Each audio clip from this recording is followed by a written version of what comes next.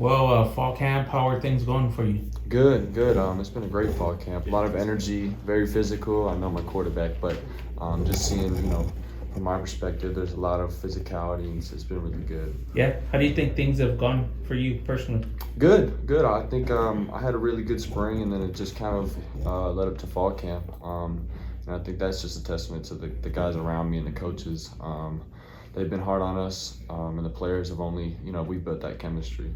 Everybody wants to know who's going to be the starting quarterback for this team. How do you navigate kind of dealing with that question? Yeah, it's ultimately we trust Coach Traylor. Everybody in that quarterback room does, and we're whoever's competing, we're competing with each other, not against each other. So we trust I trust Eddie, BT, Jackson, Demetrius, and the rest of the team does. So whatever Coach Traylor says, that's what we'll go with. Do you put pressure on yourself to perform and try to earn that, or how do you manage that part of it? I mean, obviously, yeah, a little bit, but I think pressures, like I've always said, pressures is come from lack of being prepared. So if you're prepared, that pressure shouldn't be there. So, and once again, the guys around me just make that pressure go away. When you talk about being prepared, how is it different going through fall camp a second time compared to coming in here last year? Yeah, I just think last year it was still continuing to learn the offense. This year it's learning the next step of the offense, whether that's changing protection, where you're hot with the ball. So it's just different things like that that you can pick up on. How about the leadership part of it? Obviously, Frank would have been that guy last year, and now it's kind of seems like an open opportunity for someone to step into that kind of a role. Yeah, for sure. I think for everybody in the room, it's been, Frank was a legend, very vocal guy. I think it's a big step for all of us to do that.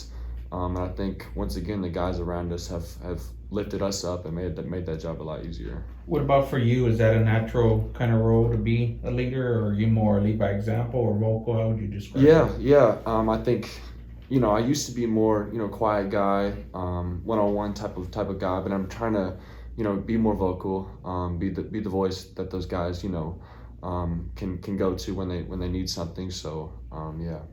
It doesn't seem like there's really anybody on the offense who is naturally very loud. Has it been, I don't know, kind of natural, or has there been like an opening to step into that you felt like? Yeah, I think it's been very natural. And I think Oscar and CJ James, those guys have been very vocal. So Gavorian Barnes, I think there's a lot more leadership there than what might be said. How have you grown from the experience of getting to play some last year? I think greatly. With every little rep, you get better at it and you learn from it. But I think those in-game reps are invaluable, and even the practice reps. Just every little thing. From like I said, practice to the games is very helpful. How would you grade the way you played last year? I thought it wasn't bad. I got to play. It was limited action, but Yeah. I was I'm never satisfied, but there's always room to improve. I thought it went bad. Obviously the bowl game, slow start, but we ultimately won the game, so that's all that matters. Things never kind of go the way like you planned them to go in your head, but what does it say, or what are the mental aspects, like the bowl game where you have a slow start like that, and then I mean there was a point there where you were on fire as much as anybody's been around here. So like, what's the mental aspect and the challenge of navigating that situation? Yeah, I think the challenge is for there to be no challenge. So I'm the same person whether I'm throwing 3 picks right away or 3 touchdowns right away. Those guys will tell you I like to be the same person. I think once again it's a testament to those guys because they're level and they know that as soon as we get going, we get going. So I think a lot of buzz kind of started stirring around you the Tennessee game. Mm-hmm. Can you take us in that moment? Like, what was obviously the environment there's different, and then for you to perform the way you did? Right. Yeah. No. There's nothing like it. I love those games. Those there's nothing like it honestly. But yeah, Coach Traylor said I would start the second half, and I was just trying to do my job the best I could, and those guys around me made it very easy. Kind of along the same lines, Coach Traylor has mentioned in the last couple months that whoever the quarterback is will face some tough early road tests, being a young guy, potentially kind of new to the role too. Mm-hmm. How do you kind of brace for that challenge and what lies ahead on the schedule? Yeah, I just think lean on our playmakers that we have, lean on the great defense that we have, and it starts with the coaching staff. They work their butts off for us, so really just leaning on those guys makes my job so much easier. Coaches also mentioned the possibility of playing more than one quarterback to start the season. How do you look at that possibility? Yeah, we trust Coach Traylor, so whatever that decision is, we'll ride with it. What's it like growing up the son of an NFL quarterback? Yeah, he was just my dad. He's just another dad, but it was awesome. Obviously, getting to experience, being around NFL players, NFL facilities. So I'm very grateful for that.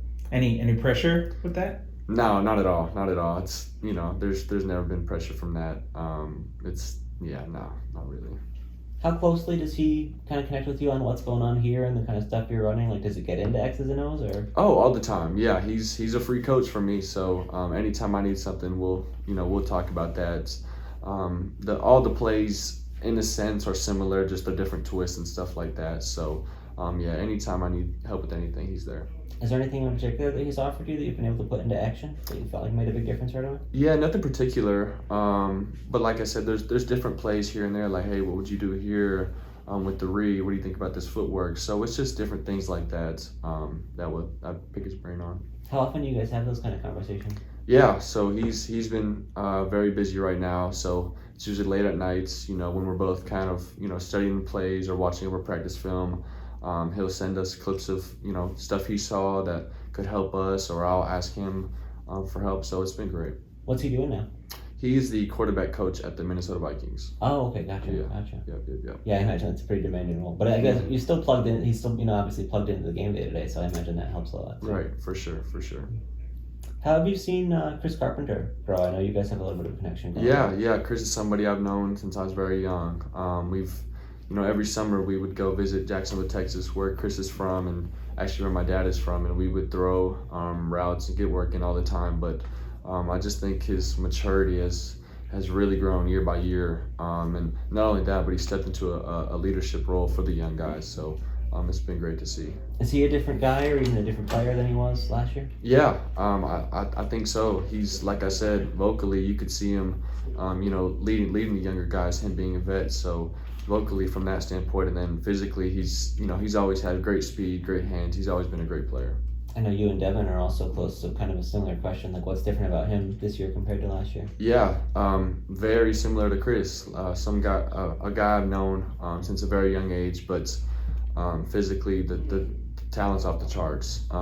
More of a quiet guy, but leads by example, so very mature though.